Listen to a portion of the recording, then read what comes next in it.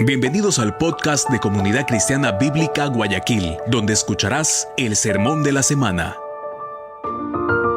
Si quieres conocer más de nuestra iglesia, te invitamos a seguirnos en nuestras redes como Alianza CCBG. Oramos al Señor para que el mensaje de hoy hable directamente a tu corazón y traiga luz a tu vida.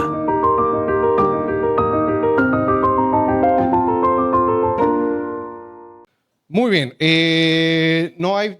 ok, ustedes llegaron, ustedes por si acaso copiaron a mano todo primero y segunda de Samuel. No. Los ojos de Dios recorren la tierra buscando un corazón que sea completamente suyo, dice el libro de los Reyes. Y dice Romanos, no hay ni siquiera uno. Venga, vamos a dar... No te preocupes, nuestro Dios es un Dios de segundas oportunidades. Vamos a empezar la serie de Corintios, ¿verdad? Vamos a premiar hoy día, tal vez si participas te llevas un estudio de primera a los Corintios, ¿ok?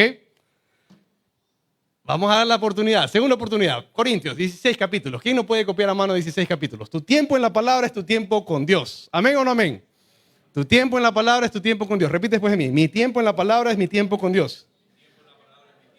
¿Por qué copiamos la Biblia a mano? Porque Dios lo recomendó en Deuteronomio. Deuteronomio dice que cuando el rey se siente en su trono, para que no se enaltezca sobre sus hermanos, ni se enorgullezca su corazón, ni se desvíe ni a derecha ni a izquierda, él haría una copia de este libro, el libro de la ley, a mano en presencia de los levitas y meditaría en ella de día y de noche, todos los días de su vida.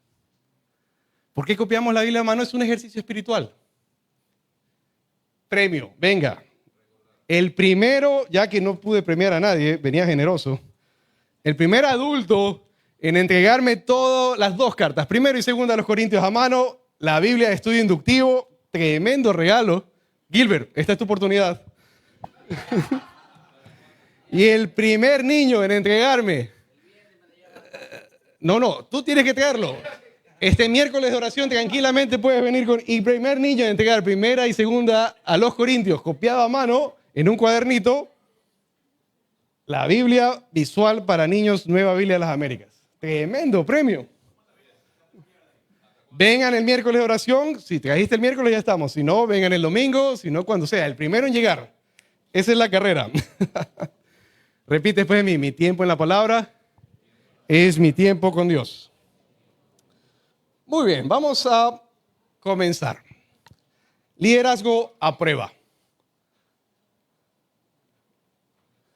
¿Puedes alzarlo un poquito? ¿No funciona otra vez? Bueno, pásalo tú. Liderazgo a prueba. Primera diapositiva, pásala tú, por favor, que no... Juguete nuevo. ¿Ahí está funcionando? Muy bien. Hermanos míos, dice Santiago 3, que no se hagan maestros muchos de ustedes sabiendo que recibiremos un juicio más severo. ¿Recuerdas que habíamos dicho a través de todo Samuel, sobre todo al inicio, cuando presentamos Samuel, cuál era el tema de todo Samuel? Dios juzga a sus líderes. Y ahí tenemos justamente primero al sacerdote, ¿verdad? Dios juzgó al sacerdote. Luego tuvimos a Samuel, Dios juzga a Samuel también. Luego tenemos a Saúl. ¿Qué pasó con Saúl? Dios juzga y prueba también el corazón de Saúl. ¿Fue aprobado o reprobado Saúl?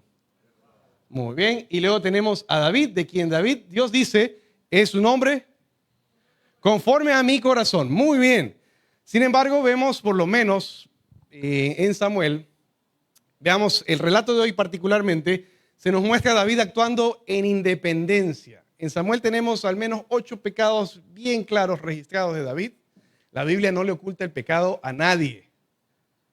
El único que es sin pecado, ¿quién es? Cristo Jesús. En todo registro histórico de cualquier prócer, de cualquier rey, de cualquier dignatario, hasta la actualidad, se le ocultan toditos sus falencias y se nos muestran todas sus virtudes. La Biblia no te hace ese favor. Es más, tú te acercas a la Biblia y mientras más te acercas a la Biblia, más te das cuenta que necesitas su perdón. La Biblia no le hace ese favor a nadie, ¿verdad? Y particularmente este es uno de esos capítulos de pecado. Tenemos, en este relato se nos muestra a David actuando en independencia de Dios. Aunque ya hay la certeza de tener un sucesor, porque hay un pacto. ¿Recuerdas la promesa del capítulo 7? decía, siempre habrá un descendiente tuyo en el trono. Y esa es la promesa de un hijo de David. Y dice Dios, yo seré para él su padre y él será para mí su hijo. El autor de Hebreos nos dice, ese descendiente de David es el Cristo, es el Mesías, es Jesús. Y entonces hay la promesa para él desde el capítulo 7. Ya hay una certeza en David, pero hay algo que falta. ¿Se acuerdan que por ahí hubo un tal Usa que tocó el arca del pacto y murió? Y David quería traer el arca del pacto, pero lo había hecho sin sacerdotes, sin levitas. Bueno, la tienda ha estado en Silo, el tabernáculo de Dios, el templo, no había templo, era una tienda, estaba en Silo, luego ha estado en Gabaón, ha estado de aquí por allá, el arca ha estado paseando por todo el territorio, finalmente vino a Jerusalén, pero no hay un tabernáculo establecido, no hay realmente un sistema de sacrificios en este punto. El libro está terminando y no está funcionando. Es más, David le dijo a Dios, ¿cómo puede ser que yo tenga una casa, pero no hay un templo para ti? Voy a edificarte un templo. Y Dios le dijo, tú no vas a edificarme un templo, sino tu sucesor, ¿verdad? Entonces no hay un lugar, no hay un templo para expiar los pecados. Así estamos en este momento, estamos del libro. La pregunta es, ¿sigue Dios juzgando a los líderes de su pueblo? Hoy en día la iglesia, Dios juzga a los líderes de la iglesia. Dios juzga a las naciones y a los presidentes hoy en día. Bueno, verás que realmente en la historia de la humanidad muy poca gente alcanzó que se haga justicia a su causa. Con la excepción de unos pocos países que en ciertos periodos, ¿verdad? Desde la Reforma Protestante, la Revolución Industrial, ¿verdad? Hubo diferentes movimientos, las independencias, ¿verdad? La formación de los Estados Unidos, por ejemplo, que hubo sistemas de justicia un poco más justos, igual corruptibles, porque somos humanos, con la excepción de en cierto periodo de tiempo en Occidente ha habido algo de justicia, pero mucha gente muere y nunca ve justicia en su vida. Entonces la pregunta es, ¿sigue Dios juzgando a los líderes de su pueblo? ¿Qué hay de las naciones? ¿Qué hay de los presidentes? ¿Qué hay de los gobernantes? ¿Sigue Dios juzgando? Vamos a verlo hoy día. ¿Qué les parece? Vamos a nuestras Biblias a Segunda de Samuel. Si estás en Salmos, que está justo en la mitad de la Biblia, retrocede un poquito. Si estás en Isaías, retrocede. Si estás en Mateo, retrocede bastante. Si llegaste a Apocalipsis, retrocede mucho más. Te pasaste. Si llegaste a Josué, Jueces, Deuteronomio, avanza un poquito. Ahí están los libros históricos. Por ahí uno que dice 1 Samuel y el otro dice 2 Samuel. ¿Llegaste? El último capítulo, justo antes de Reyes. Dice 1 Reyes 1, justo antes, Segunda de Samuel 24. He dividido este capítulo en tres partes. Un rey independiente, un rey que siente culpa y un rey que busca misericordia. Empecemos por un rey independiente. Leamos juntos el pasaje y recordemos ese verso de Santiago. ¿Cuál fue el verso de Santiago que pusimos? No se hagan maestros, porque recibirán mayor castigo. Así es con David. Vamos a leer. Dice, de nuevo, la ira del Señor se encendió contra Israel e incitó a David contra ellos, diciendo, ve, haz un censo de Israel y de Judá. Y el rey dijo a Joab, comandante del ejército que estaba con él, recorre todas las tribus de Israel, desde Dan hasta Berseba, y haz un censo del pueblo, para que yo sepa el número de la gente. Hasta ahí, un censo, ¿suena pecaminoso? ¿No suena pecaminoso? ¿Alguien conoce Éxodo 30? ¿Alguien, premio, ¿alguien sabe qué dice Éxodo 30 sobre este tema? No hay premio. ¿Qué pasó, pues? Éxodo 30:12 dice que si se hace un censo, debe hacerse un sacrificio y debe pagarse un valor, un número de ciclos de plata por persona para el tesoro del santuario. ¿Cuál era el problema al inicio de este capítulo? Que no hay santuario, que no hay altar para sacrificios, que no está funcionando el sacerdocio.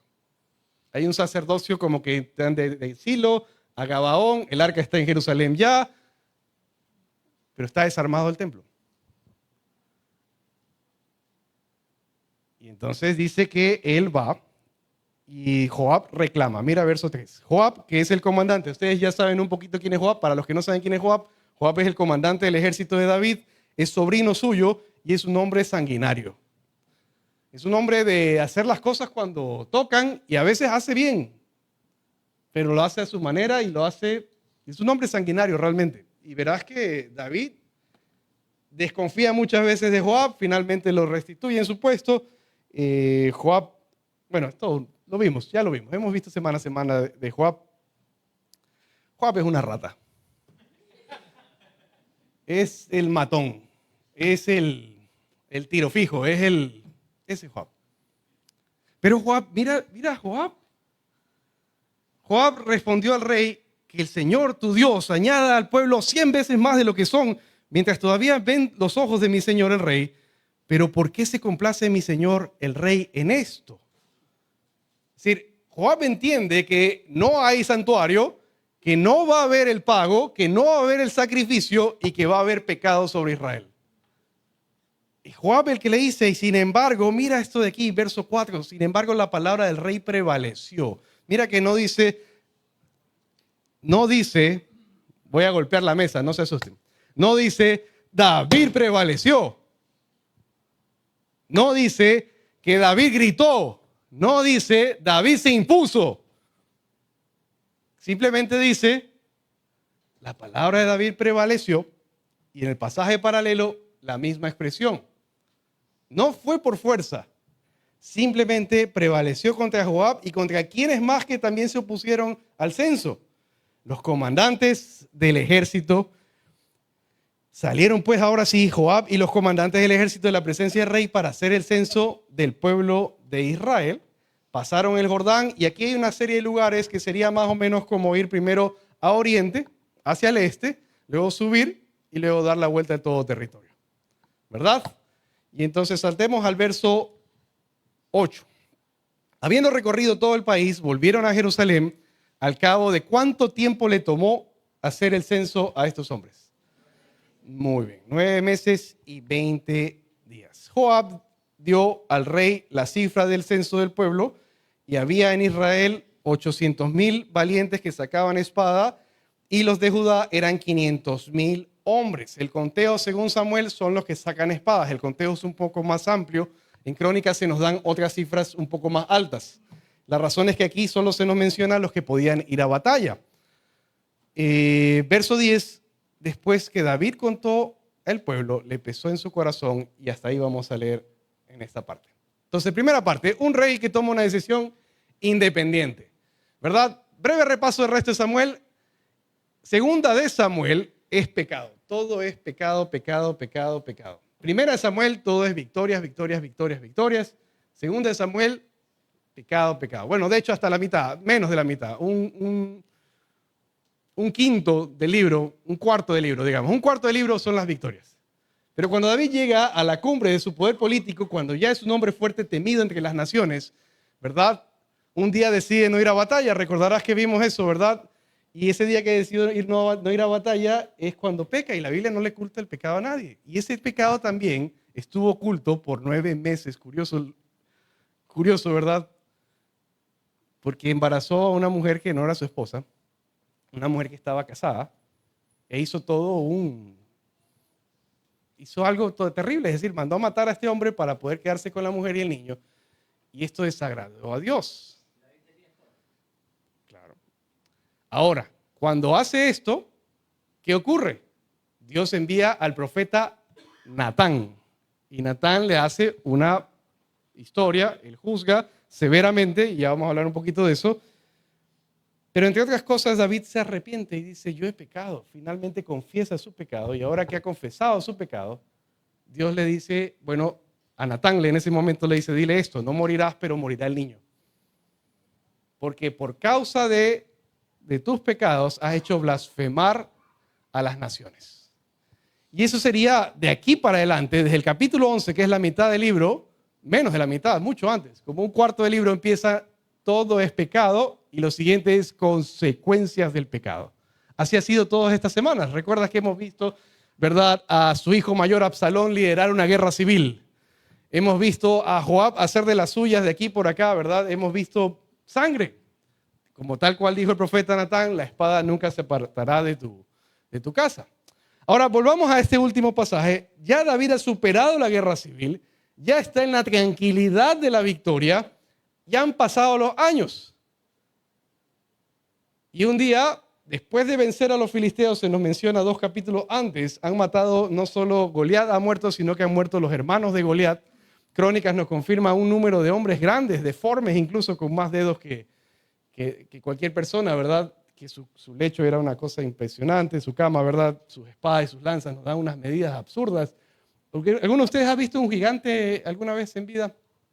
Yo estaba en un cybercafé una vez y está en Supermaxi y en ese entonces ahorita hay una barbería, antes había un cybercafé ahí. Y entonces la puerta era un poquito más chiquita que esa, esos son 2 metros, ¿no? Y entonces yo estaba, cuando en eso todo se oscureció de repente. Y entonces entra un hombre que tuvo que agacharse considerablemente para entrar. Luego de él entró otro hombre que no era chiquito, que también tuvo que agacharse para entrar. Eran 2. Y hablaban, yo no sabía, estimaba algo así como ruso, ¿no? Cuando el sujeto agarró el mouse, se sentó primero, ¿no? Cuando se sentó en la silla todo era un chiste, ¿no? Pero cuando agarró el mouse, yo me di cuenta, este es un gigante. El tamaño de su mano, el mouse se veía así chiquitito. Bueno, resulta que el circo ruso estaba en la ciudad. El hombre más alto del mundo se llamaba el circo. El hombre medía un poco más de 3 metros por ahí. El compinche suyo medía 2 metros apenas. Apenas. Pero el flaco se tuvo que agachar. El otro medía algo así como 3 metros. Y era una cosa, y realmente tú pensarías hasta en la dificultad de la talla, ¿verdad? En movilización, todo lo que te imaginas tal cual. ¿Verdad? Grande, la mano grande, la cabeza, la frente, todo más grande.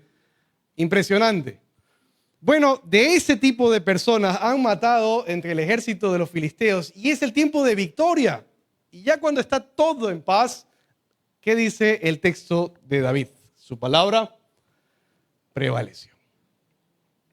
Una aplicación si eres padre, si eres jefe, si diriges lo que sea que dirijas, si eres líder en la iglesia, si eres líder en los grupos home, ¿verdad? En cualquier actividad que dirijas, es una aplicación para ti. Tu palabra está prevaleciendo más que cualquier opinión extra, cualquier sugerencia. Tu palabra está prevaleciendo tal vez, no necesariamente por la voz, por el timbre de voz, no necesariamente por los gritos. Porque verás que hay gente que no grita, pero maneja a todos. ¿Eres alguien así? Y no pienses en yo conozco a alguien así. No, piensa en ti. Piensa en ti. ¿Será que tú puedes manejar a un grupo con facilidad? ¿Será que eres hábil de palabras? ¿Será que eres hábil, tal vez, si tú lo pensarías como una virtud? Yo soy negociador, yo sé negociar, yo cierro los mejores tratos. En efecto, eso es una virtud, saber negociar. Hay que aprender a negociar. Pero ¿será que siempre te sales con la tuya? En este punto, ese es David. David no ha alzado la voz, pero convenció al ejército de hacer un censo sin haber templo y sin haber la cuota de la redención y sin haber los sacrificios correspondientes por haber hecho un censo. Y entonces la palabra del rey prevaleció. Volveremos a este tema porque es importante. 9 meses, 20 días, ya hablamos de que tienes otro pecado en Samuel registrado de David que duró también 9 meses, ¿verdad? Curioso, porque de aquí sale Dios va a hacer algo interesante. Porque ¿qué dice Romanos? Cuando abunda el pecado, vamos a ver que esto es una realidad aquí también. Bueno, aquí está la ley.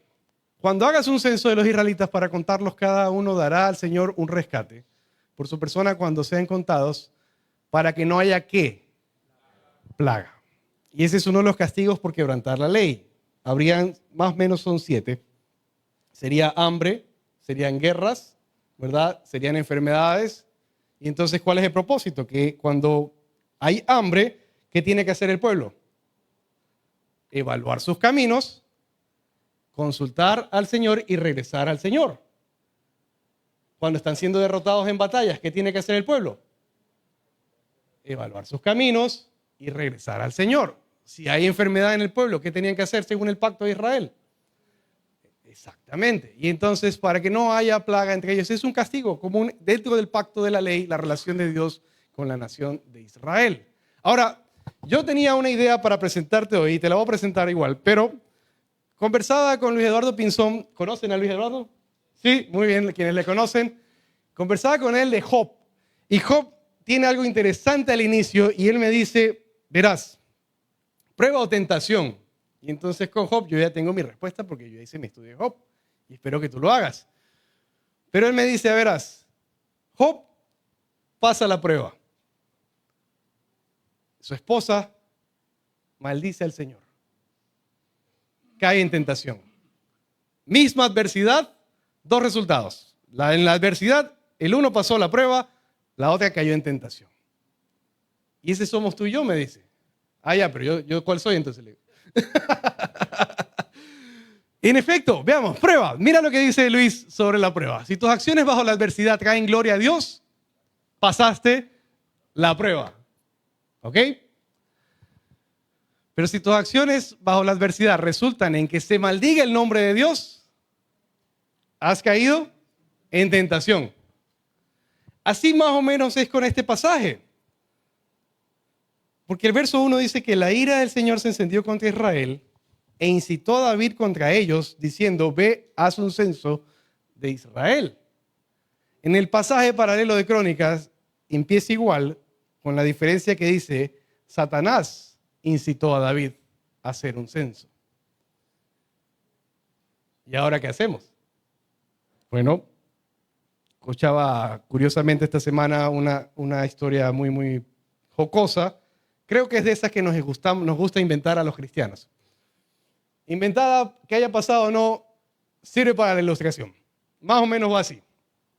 Una cristiana en su trabajo, todos se enteran que ha caído en desgracia, y entonces los no cristianos del trabajo le dicen, vamos a hacerle una canasta y vamos a ayudarla porque ella siempre nos ha ayudado. Y el jefe, para hacerle una broma, vamos a ponerle en la carta de parte del diablo. Porque estamos hartos de que siempre nos restriega que es Dios quien nos ayuda. Ella siempre ayuda a todos, ahora ella está el que necesita, ¿verdad? Y entonces le van a jugar la pasada. De parte del diablo le ponen en la canasta.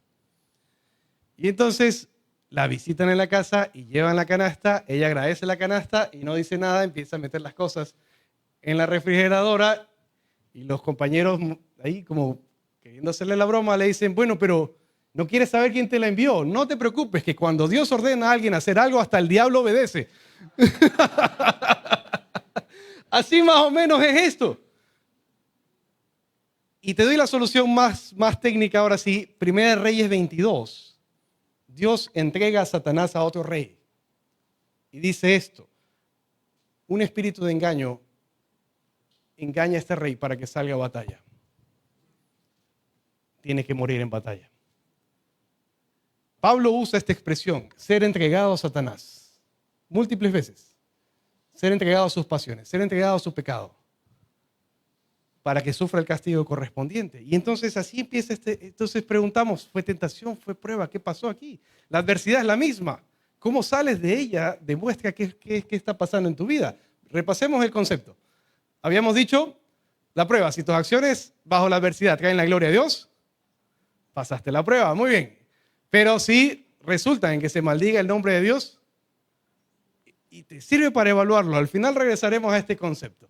Entonces tenemos ahora sí a un rey que se siente culpable. De aquí para arriba y todo lo que habíamos visto, los gobernantes de esta tierra, los presidentes, alcaldes, reyes, ahorita que vieron al príncipe de los noruegos estaba ahí, ¿verdad? En el partido, ¿lo vieron? ¿O fui el único que no preparó el sermón por estar viendo los partidos? No, si ustedes tampoco te inscribieron, entonces todos. Reyes, príncipes, ¿no están acostumbrados a salirse con la suya? Sí, ¿verdad? Jefes aquí presentes, ¿no están acostumbrados a salirse con la suya? Padres aquí presentes con sus hijos, a veces sus hijos tienen una buena idea, pero ustedes tienen una que es mejor.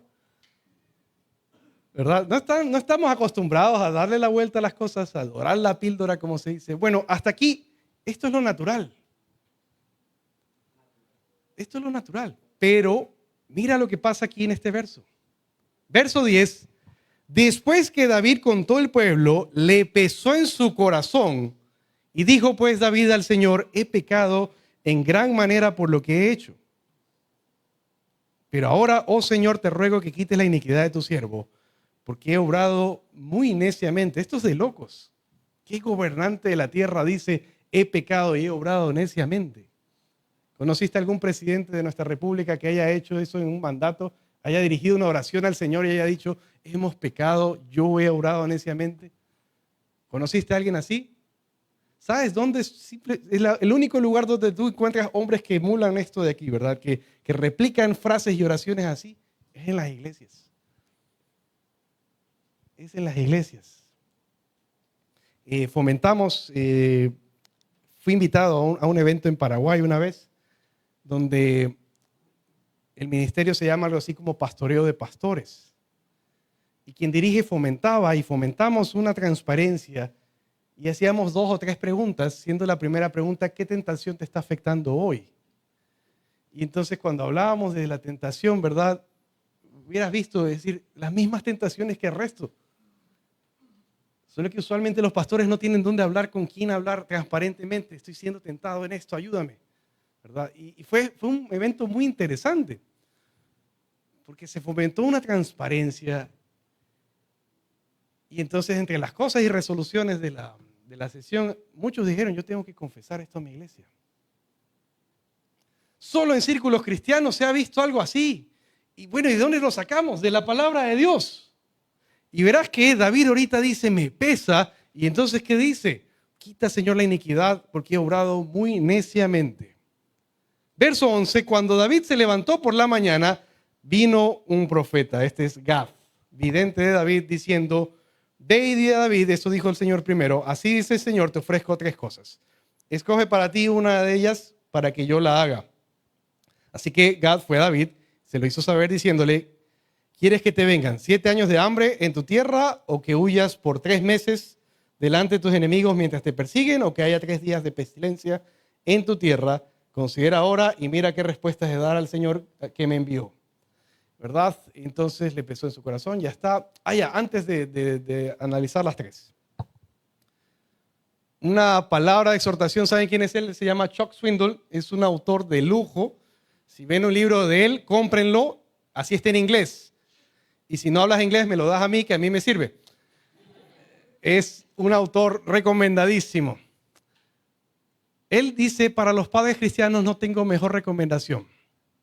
Simplemente sean transparentes. Cuando se equivoquen o se desvíen, al enmendar, hablen con sus hijos reconociendo el error y que las exigencias de la palabra de Dios se aplican a ustedes también. Mira lo que dice, tremendo. No habrá mayor enseñanza de integridad que quede grabada en la memoria de ellos, como la de dicha conversación. Esto lo dice justamente reflexionando en lo que acaba de confesar David. Es ser transparentes, al enmendar, conversar, demostrar que lo que estamos hablando se aplica a mí también. Las exigencias de la palabra son para el que la comparte también. En el puesto de liderazgo son para el que lidera también. El que está liderando no está exento de las exigencias de la palabra. Esa transparencia, mira lo que dice, no habrá mayor enseñanza de integridad que quede grabada en la memoria de ellos como la de dicha conversación.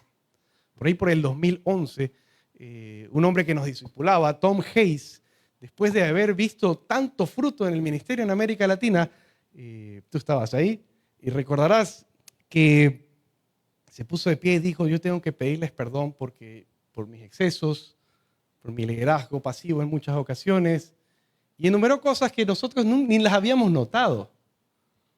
Y fomentó tal transparencia y todos los del equipo nos abrazábamos y empezamos a confesar pecado.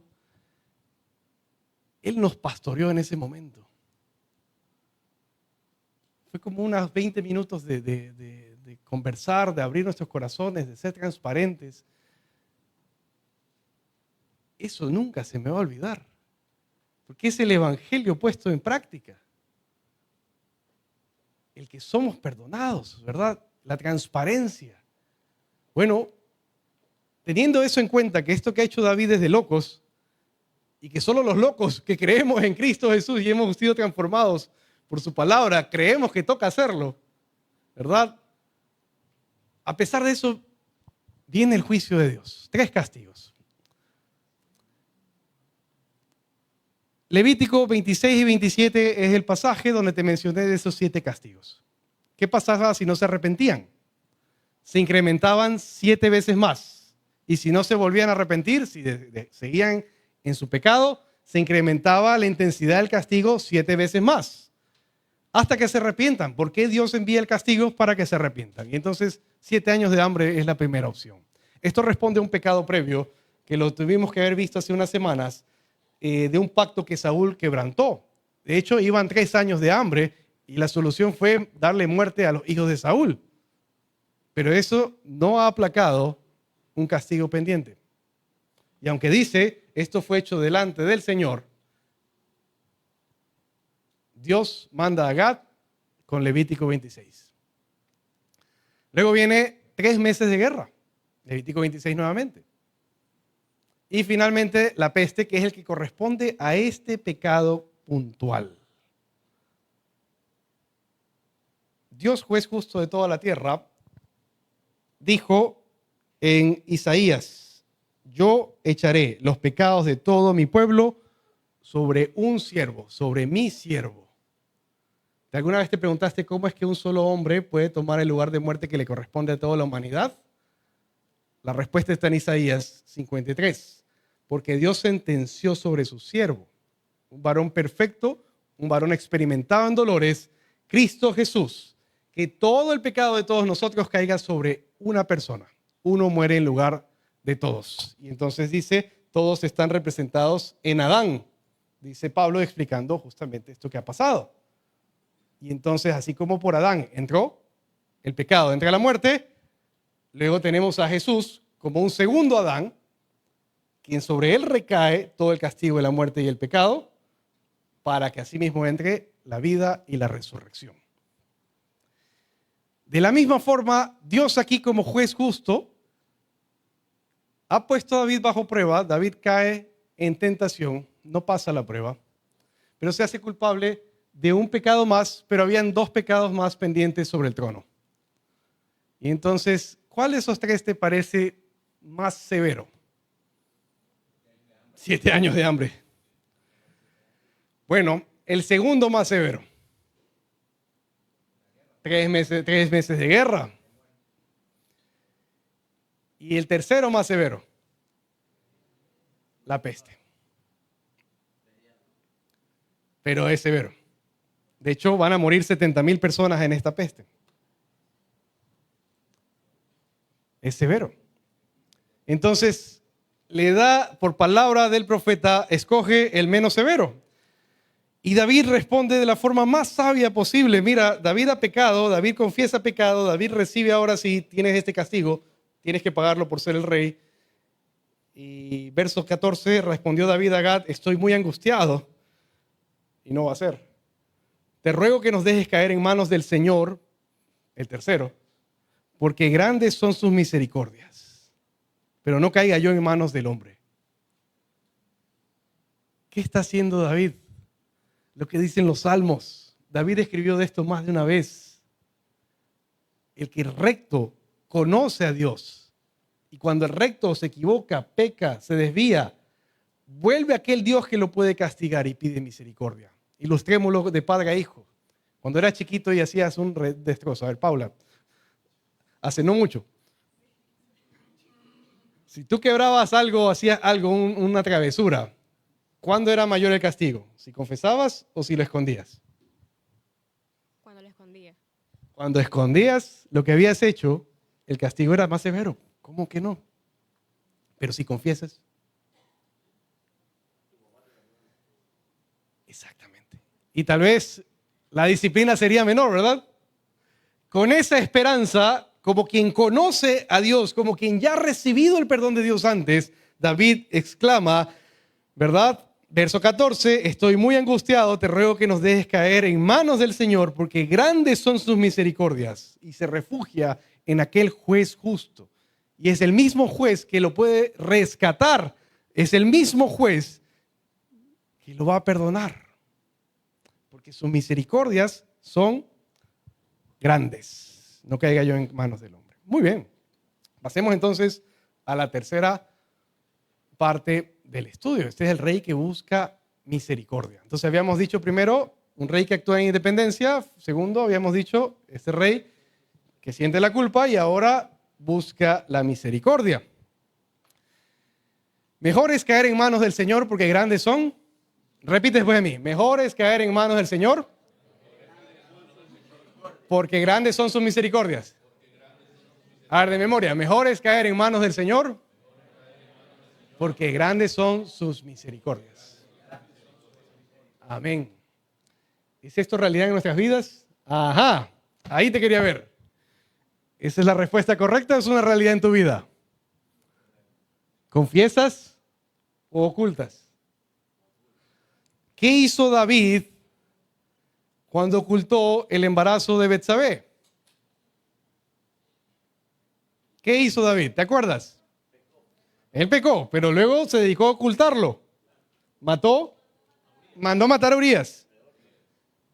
¿Qué hizo David todos esos meses? Se volvió severo. Se volvió insensible. ¿Recuerdas Samuel? 2 Samuel 12. Viene un profeta y le dice, bueno, aquí viene un viajero y llega a casa de un hombre rico con muchos corderos, pero había un hombre pobre que tenía una sola corderita que era como su hija. El viajero no tomó de sus corderos, sino que tomó esa corderita. Y entonces Natán cuenta esa historia y David se enfurece, exclama, ¿verdad? Ciertamente ha de morir y restituirá 5 veces por la corderita. Eso es severo de más. Porque el robo en Israel no se paga con muerte, se paga con restitución. Y la restitución en Israel, Éxodo 20, 21, se paga 2 veces más. Es decir, si tú robas algo, tienes que restituirlo 2 y de acuerdo a algunas cosas se restituirán hasta 3 veces. Y David, ocultando su pecado, ¿cómo reacciona? Severo hacia el prójimo. ¿Y qué dice? Muerte y restitución por 5. Cuando uno oculta pecado, es severo con los demás. Ya David vivió esta experiencia y fue súper amarga porque el profeta le dice, tú eres aquel hombre. Y ahí fue cuando lo confrontó por el adulterio y por llevar a muerte a este soldado, a Urías. ¿Se acuerdan? Ya lo vimos. Y añade, por la muerte del bebé le dice, por cuanto con este hecho has dado ocasión de blasfemar a los enemigos del Señor, ciertamente morirá el niño que te ha nacido. Ahora vimos que su palabra, ¿verdad? En este capítulo, prevalece sea como sea, aún contra la de ley de Éxodo 30. ¿Verdad? Pero a pesar de lo que estamos leyendo, ¿no? La ley se introdujo para que abundara la transgresión. Ese es el propósito de la ley en Israel. Y para la humanidad entera es la ilustración. Israel es la ilustración que, a pesar de que hay una ley, la condición humana, ¿cuál es? Transgredir la ley. Es más, hay un refrán para los que manejamos. ¿Cuál es el refrán? ¿Verdad? ¿Puesta la ley? Listo. Y si tú manejas como yo, ¿verdad? El límite dice 90, ¿a cuánto vas? A 100. No, yo voy a 91.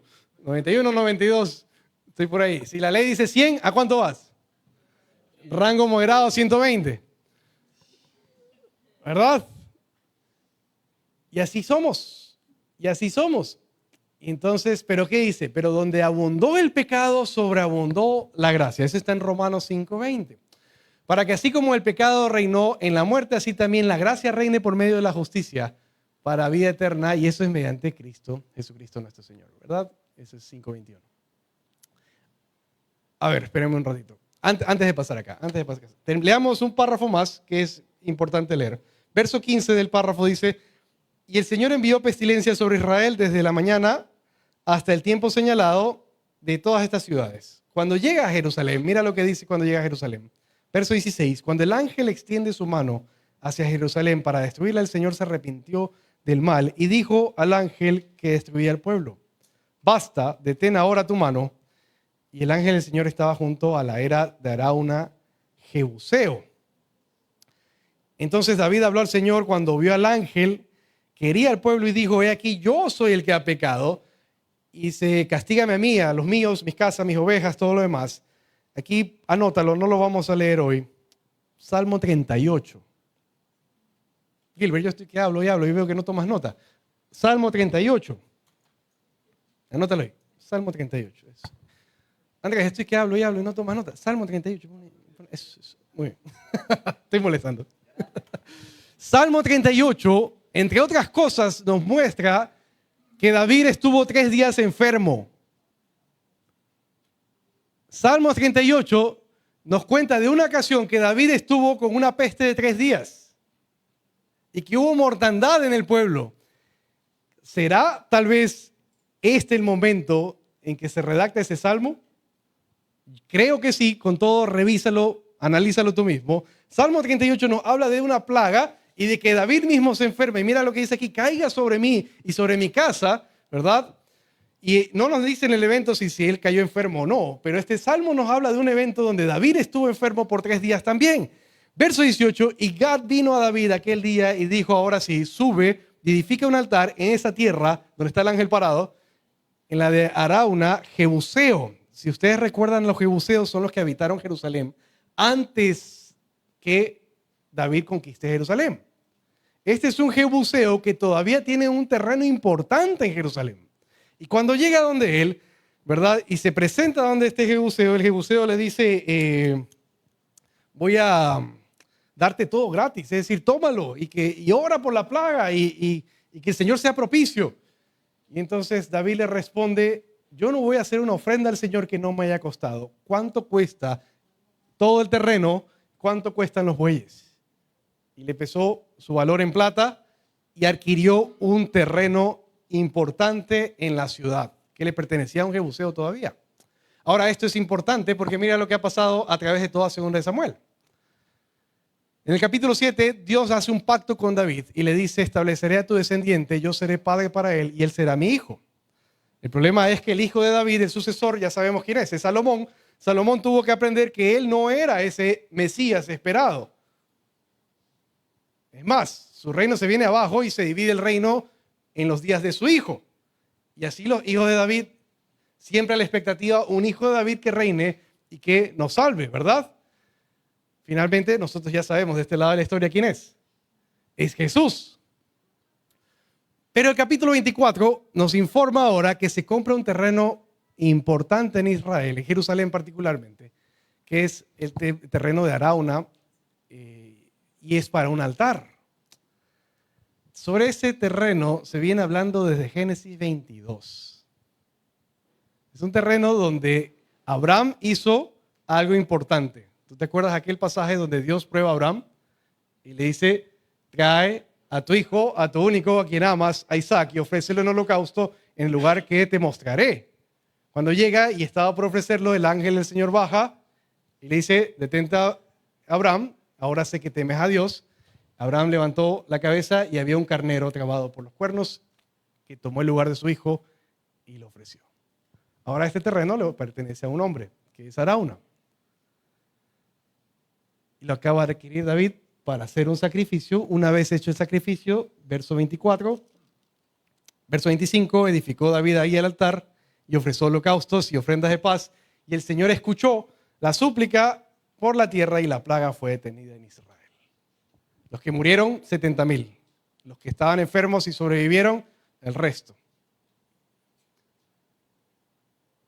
Ese lugar, el libro de los reyes, particularmente Crónicas. Crónicas es más específico en decir, es el lugar donde Salomón va a construir el templo.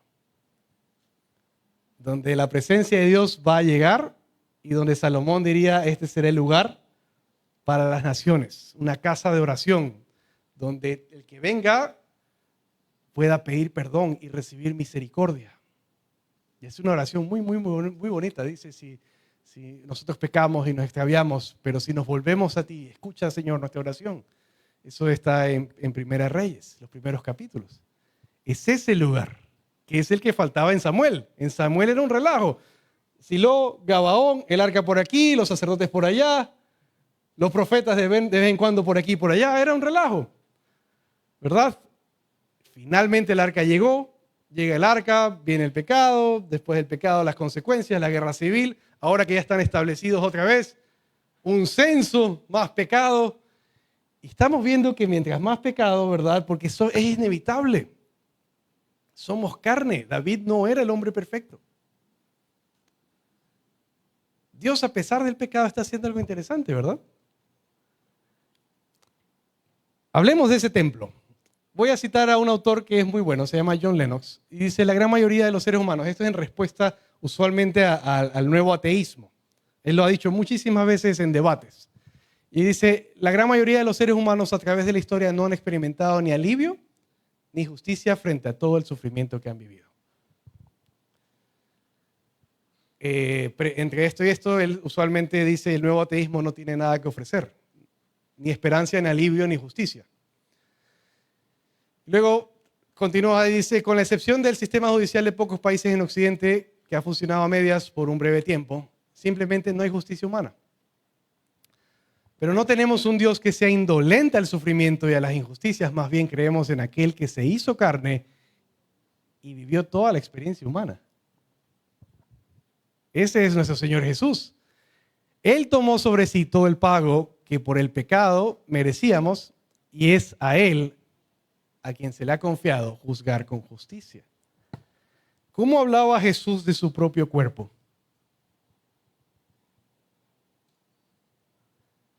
Este es, ¿qué? El templo.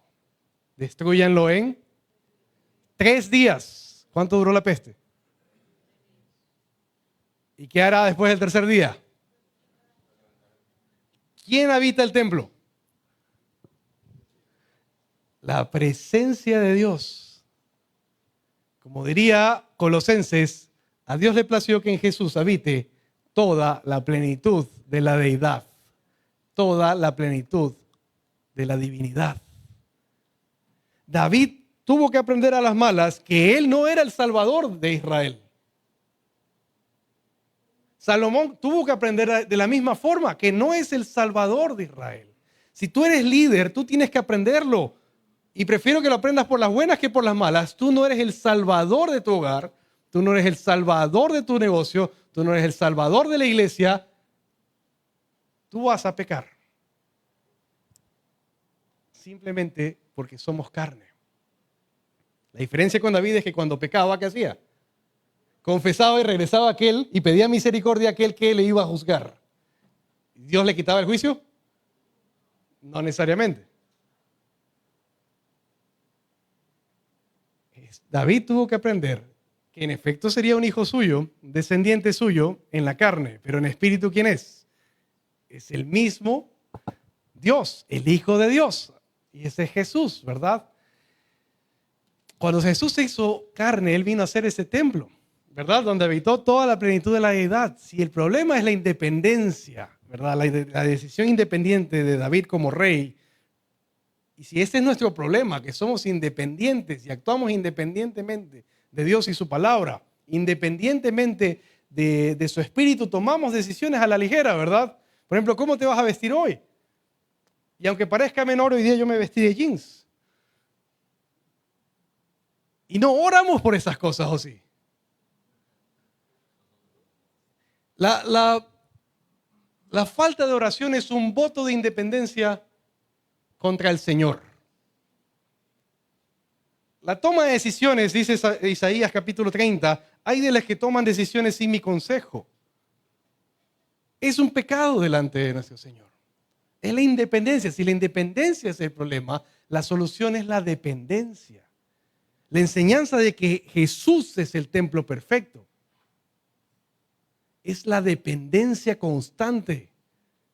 Los evangelios nos muestran a un Jesús que ora horas.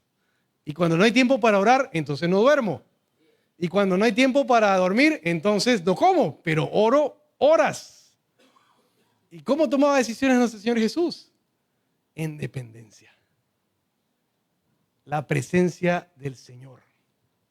Si el problema es el juicio de Dios, es decir, ya tomamos la mala decisión, ya pecamos, ¿cuál es la solución? Es su misericordia. Si tú realmente conoces a Dios, cada vez que pecas, ¿qué toca hacer? Si conoces a Dios, vas a volver. para la ayuda oportuna. Pongamos un principio que te puedas llevar. Esto es una genialidad, así que no me lo puedo atribuir, se lo voy a atribuir a Luis.